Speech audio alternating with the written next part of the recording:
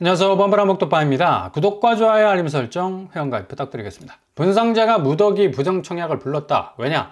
서울에서만 비강남권, 강남권 딱 경계를 거서 강남권에만 지금 분양가 상한제가 시행이 되고 있죠.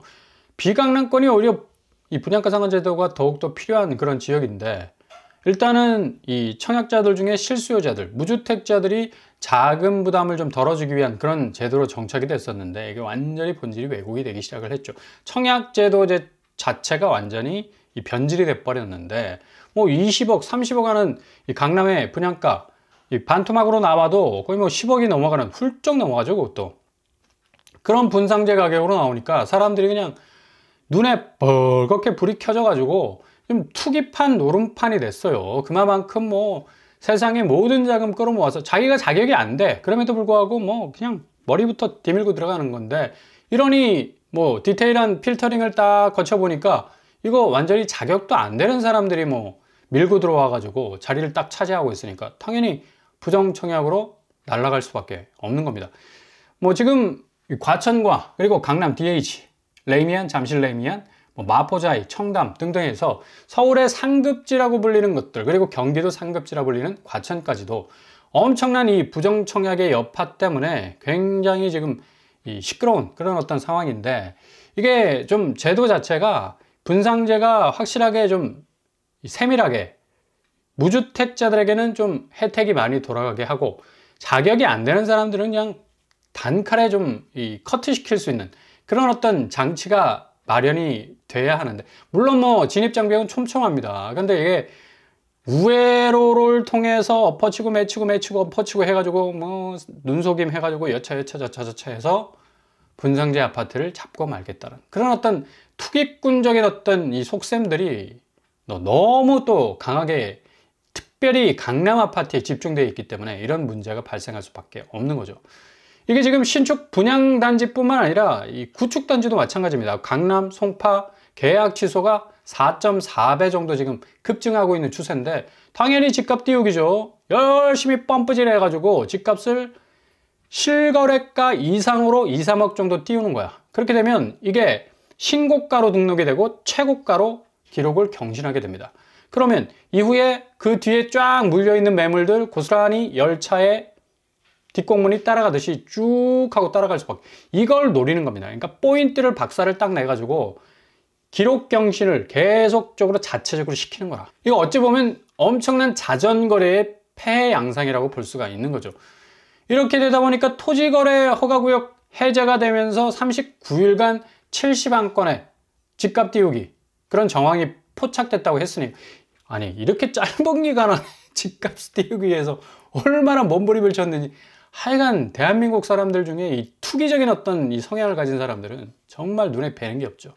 일단은 내가 저 집에 대해서 깃발 꽂으면 인생 그냥 홈런 치는 거다, 이렇게 생각을 하고 있기 때문에 신고가 거래를 그냥 주구장창 올리는 거라.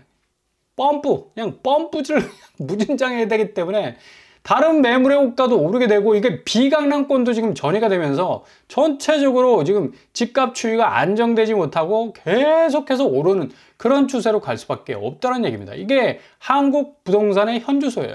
실수요자는 그냥 나가리 되고, 그냥 허수, 투기적 수요들이 그냥 몰려 들어와 가지고 그냥 자기들의 어떤 이 놀이동산을 만들어 버리니까, 이거 엄청난 지금 부동산 피해 양상은 뭐 더욱더 확장될 수밖에 없는 거죠. 결국 집값 펌프질의 최대 피해자는 실수요자일 수밖에 없습니다. 설거지라는 말이 뭐 괜히 등장했겠습니까? 그만큼 고금리 시대에 가장 취약한 부분인데, 금리는 높죠. 집값은 더 높아. 이렇게 되면 어떻게 돼? 결국 스스로의 인생을 다 맷돌에 갈아 넣어야 하는 그 고통을 실수요자가 딱 짊어지게 된다는 얘기인데, 이 투기꾼들의 놀이판이 돼서는 안 된다는 얘기입니다. 실수요자들의 필터링 어느 때보다도 강화가 돼야 된다는 얘기죠. 지금 환율 상황도 지금 오늘도 지금 심상치가 않아요. 이게 1320원대로 내려가서 환율이 어느 정도 안정되지 않을까라는 전망이 있었지만, 웬걸 지금 1400원대로 계속 걸려있는 상황이 지금 지속이 되고, 엔화, 위안화 역시도 계속적인 어떤 약세 현상으로 지금 치닫고 있습니다. 이게 지금 직접적인 원인이 된 게 지난주에 미국에 대해서 무디스가 등급, 그러니까 국가 신용 등급을 낮춘 거예요. 그러니까 미국 입장에서는 얼마나 기가 막히겠어. 특별히 트럼프 입장에서는 굉장히 억울한 면도 많을 겁니다. 일단 뭐 이 관세 정책 뭐 강한 드라이브를 걸기도 했지만 주가와 가상화폐가 한 2주 상간에 쭉쭉 오르는 그런 추세를 보였었는데, 이게 미국 부채가 5경 이상 되는 그런 어떤 천문학적인 액수를 기록을 하고 있으니까 미국도 감당 못할 거다 하고 무디스가 콕 집어서 얘기를 했거든요. 그러니까 니들 신용 내려. 그래서 신용 등급을 낮춰버렸습니다. 미국이 이 신용 등급이 하향됐을 때가 2023년 피치가 하향화 발표를 했었는데, 그때 환율이 1270원대, 며칠 만에 1340원대로 훌쩍 올라서는 그런 모습을 보였죠. 그러니 고스란히 지금 환율 불안정성 때문에 굉장히 지금 골머리를 앓고 있는 그런 어떤 상황인데, 계속적인 이 환율의 이 궤적이 더욱더 높아질 가능성이 높아서 환율은 금리를 계속적으로 자극할 수밖에 없겠죠.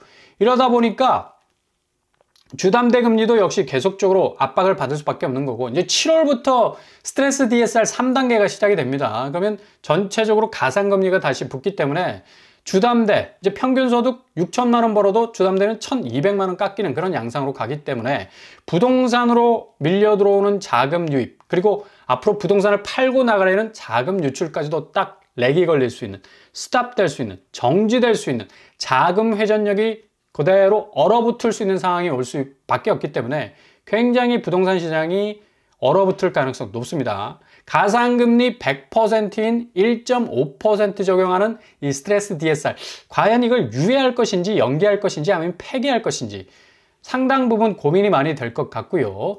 일단은 뭐 이런 부동산 상황 때문에 많은 사람들이 내 집을 빨리 마련하려 하다가 브레이크를 딱 밟을 수밖에 없는 거죠. 지금 물려있는 집값이 너무 고점이야. 그리고 지금 그렇게 물려있는 집값 내가 아무 생각하지 않고 샀다, 그리고 대출을 받았다 해서 해결되는 게 아무것도 없어요.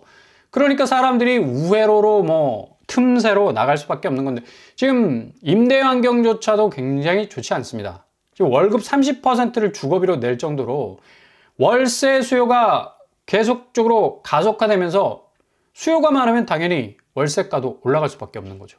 그러니까 주거 사다리 부분이 굉장히 약해질 수밖에 없는 거고요. 이렇게 되다 보니까 서울의 평균 월세 기준이 70만 원을 지금 돌파한 그런 어떤 상황이고, 대체적으로 현장에서 느껴지는 체감도는 100만 원 정도로 월세가 가고 있다는 느낌이 팍팍 오거든요. 그러니까 이 정도로 지금 임대 환경이 불안정하게 되면 굉장히 내 집 마련하는 데 있어서는 마스터 플랜이 깨질 수밖에 없는 그런 어떤 상황으로 갈 수도 있어요. 그래서 이후에 정말 이 국민임대나 공공임대나 공공분양, 분양가 상한제 아파트가 조금 더 폭을 더 넓혀서 물량을 정말 하늘에 셀 수 없는 별처럼 쫙쫙 쏟아내는 그런 어떤 정책들이 무지무지하게 필요할 시점이다 라고 말씀을 드릴 수가 있겠고요. 일단 옛날에는 국민임대 그리고 공공임대 하면 굉장히 피식거리면서 비웃었지 않았습니까? 근데 절대 비웃으면 안 돼, 이거는. 서울에서 나오는 국민임대는 로또보다 더 안 됩니다. 특히 이 3월 달에 나왔던 강남 에버시움, 그리고 서울 서초 3구역, 여기 월 임대료가 28만 원, 거의 46평이면 20평대 가까운 그런 어떤 이 평수라고 할 수가 있는데, 임대료가 월 20만 원이면 서울 강남인데도, 그죠? 이거 거저 아니에요? 그러니까 국민임대, 공공임대 우습게 볼 사안이 아니란 얘기예요. 이런 데다가 더 신경을 이제 써야 됩니다. 시대가 바뀌었어요. 이제 저렴하게 내 집 마련하는 시대 갔잖아. 그러니까 최장 20년, 30년 거주할 수 있는 이런 어떤 임대 아파트 내가 일단 딱 잡아놓기만 하면 내 집 마련하는 것보다 더 큰 이득이 올 수가 있는 겁니다. 그래서 지난 3월에 모집을 했고, 이번 이제 5월 지나서 6월에 다시 강남 국민임대 물량이 대거 풀릴 계획이라는 그런 소식이 들어왔어요. 그래서 늘 LH 들어가셔서 촉각을 딱 세우시고 살펴보는 게 굉장히 중요하다는 얘기입니다. 그러니까 그만큼 내 집 마련하는 것보다 안정적인 임대 환경이 이 조성 굉장히 중요하다는 얘기예요. 그리고 분양 전환을 하는 아파트, 특별히 서울과 딱 맞물려 있는 입지, 안양 같은 경우, 그죠? 이 서울하고 지하철 거리를 한 3분밖에 안 되는 접경 지역에 있는 경기권도 잘 들여다 보셔야 된다는 얘기예요. 우회로를 가장 정밀하게 뚫어야 된다는 얘기예요. 서울을 피하지만 접근은 최적화될 수 있다면, 직주 근접이 정말 필요한 사람들에게는 가장 최적화된 그런 어떤 집이 아니겠습니까? 그래서 이번 주에도 지금 계속적으로 지금 이 접수를 받고 있는 안양 쪽 분양 전환 아파트도 한번 살펴보실 필요가 있겠고요. 15일부터 접수가 시작됐는데 지금 아직 마감이 안 됐습니다. 내일까지도 진행이 될 것 같은데 안양 석수 하우스토리, 석수 아이파크 4억대 이 가격이죠. 분양 전환이라서 이거 일단은 임대로 내줬던 아파트이기 때문에 구축이야. 근데 뭐 구축이면 어떻습니까? 아파트가 뽀개지지 않으면 되지. 일단 입지가 좋으면 되지 않겠습니까? 그렇게 낡은 아파트도 아니에요. 석수역은 일단은 굉장히 좋은 이 서울 접근성을 가진 그런 어떤 아파트라고 할 수가 있겠죠. 하우스토리하고 또 아이파크가 나오게 되는데 일단 석수역하고 금천구청역은 3분 거리밖에 안 돼. 그러니까 서울 접근성이 3분이라는 얘기죠. 안양 석수역에서 딱 지하철을 타게 되면 금천구청역까지는 3분이면 도착하는 굉장히 단기적인 어떤 이 서울 접근성을 가지고 있는 그런 곳이라고 할 수가 있겠고요. 석수코롱 하늘채 역시도 4억대입니다. 뭐 5구제곱 20평대인데 지금 20평대 서울 아파트 구하려면 10억 이상 줘야 될걸. 뭐 노원구 쪽으로 가려면 뭐 이런 가격에는 또 어느 정도 접근을 해볼 수가 있겠지만 노원구는 조금 더 먼 또 그런 어떤 서울이 아니겠습니까? 일단 이런 것들 안양 석수코롱 하늘채 같은 것들 집중할 필요가 있는 거고요. 뭐 지도상으로 딱 봐도 석수역과 금천구청역은 딱 서울 경계입니다. 그냥 가장 이 이 과천과 같은, 과천은 좀 강남 쪽에 가까운 거고 여기 금천 쪽에 가까운 비교적 저비용으로 착륙할 수 있는 그런 곳이 될 수가 있겠고요. 그리고 수원 인계 쪽도 서울 접근성이 나름 그래도 괜찮은 비교적 여기 가까운 곳 아닙니까? 레미안 노블 클래스 같은 곳들 5억대로 나왔죠. 여기 뭐 수원 시청역이 굉장히 가까운 곳이고요. 수원 화서역, 블루밍 푸른숲 같은 경우도 뭐 4억대, 20평대인데 뭐 굉장히 한번 고려해 볼 만한 그런 곳이기도 하고요.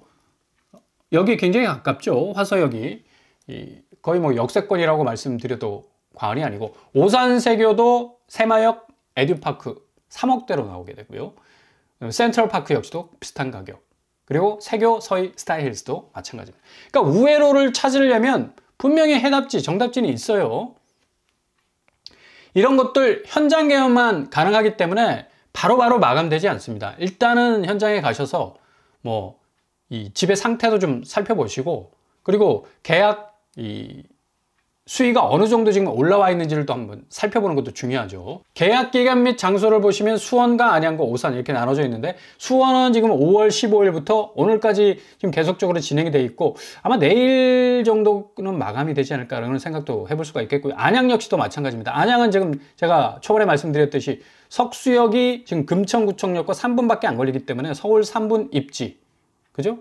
3, 4억대 분양가 5월 15일 지난주 목요일부터 시작이 됐는데 아마 내일 정도 이번 주 정도면 마무리가 되지 않을까라는 예상을 해볼 수가 있겠고요. 일단 LH 경기남부지역본부를 방문을 하셔서 한번 문의를 해보시는 것도 좋을 것 같습니다. 오산도 5월 22일 목요일부터 또 시작이 되죠. 그러니까 무조건 현장 계약이기 때문에 좀 잘 살펴보실 필요가 있습니다. 야구는 홈런을 쳐야 집에 들어온 게 아니죠. 번트를 대도 희생타를 쳐도 짧은 안타를 쳐도 집에 들어올 수가 있습니다. 단기적인 방법도 아주 좋은 전략이 될 수가 있는 거예요. 무조건 내가 무리해서 집을 사야 되겠다.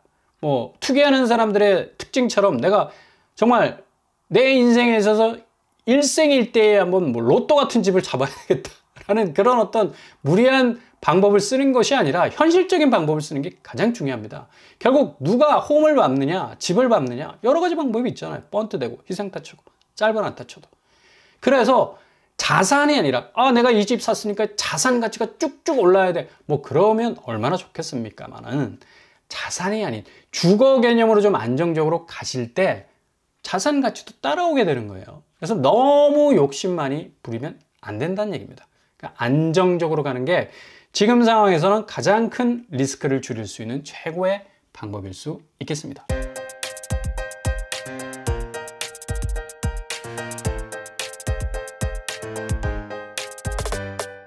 오늘의 부동산 캐리커처 역시 지금 상황에서는 가장 안정적인 환경을 선택하는 것이 가장 중요한 방법이 될 수가 있겠습니다. 국민임대, 임대 아파트 하면 예전에는 굉장히 뭐 깔아보는 그런 어떤 느낌이 있었는데 이거 바보 같은 생각입니다. 강남에서 나오는 임대 아파트 20만 원밖에 안 해, 한 달에. 이거 해야죠. 그죠? 그리고 분양 전환하는 아파트 서울하고 3분 거리밖에 안 되는데 지금 금리와 환율 변동성 보세요. 굉장히 심각합니다. 부동산 자산 시장 굉장히 대조정이 올 가능성 높아요. 그러니까 차근차근 준비하면서 진행하신다면 정말 좋은 결과 있게 될 겁니다. 오늘도 응원합니다. 항상 여러분의 길이 꽃길만 되실 수 있길 바랍니다. 이상 뻔뻔한 북극발 마치겠습니다.